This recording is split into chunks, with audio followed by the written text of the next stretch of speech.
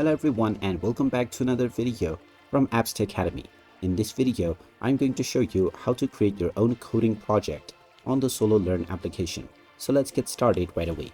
First of all, open up the SoloLearn app on your device, and once you open it up, if you haven't logged into your account already, proceed forward with your email address and your password. After logging in, you will be taken into the Learn page, from which you can start learning various different courses right away. Now, if you wish to create a new code project, then simply click on the Create button at the bottom section, and this will take you into the Create menu.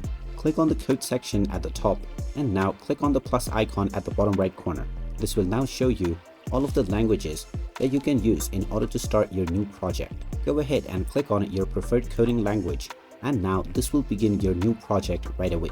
You can now start adding your codes by simply tapping on the empty screen, and this will open up your keyboard, which you can use in order to start typing in your codes right away. You can click on the three dots at the top right corner and then save your codes and your progress by using the Save button.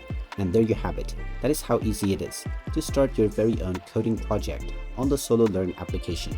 If you find this video helpful, make sure you hit that like button and subscribe to our channel if you haven't done so already.